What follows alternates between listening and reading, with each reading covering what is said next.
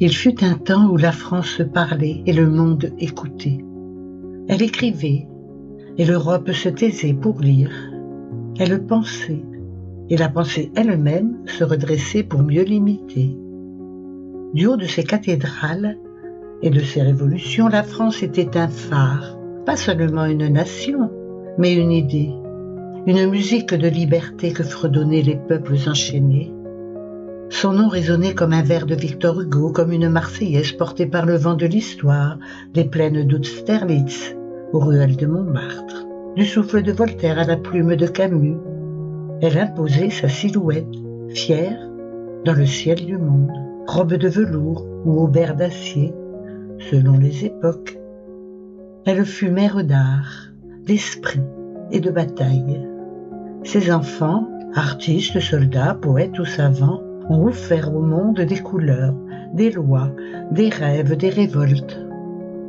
Mais voilà qu'aujourd'hui, cette vieille dame aux mains tachées d'encre semble courber l'échine. Son verbe se fait timide, ses gestes incertains. Elle doute, elle vacille, elle se tait parfois là où jadis elle tonnait. Son regard, jadis tourné vers l'horizon, semble prisonnier d'un miroir brisé où se reflètent la peur, la lassitude, le reniement.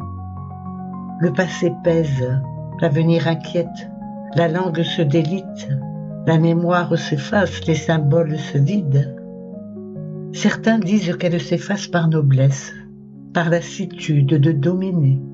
D'autres murmurent qu'elle est trahie par ses propres fils, désunis, amnésiques, perdus dans des querelles de surface, pendant que le socle s'effrite. Le monde change, oui, mais la France, elle, semble se dissoudre, non pas balayée par la force, mais érodée de l'intérieur, comme une falaise rongée par l'oubli. Où sont les voix qui la défendent sans honte ni haine? Où sont les cœurs qui battent encore au rythme de son génie? On l'a dit arrogante quand elle se dresse, on l'a dit mourante quand elle se tait.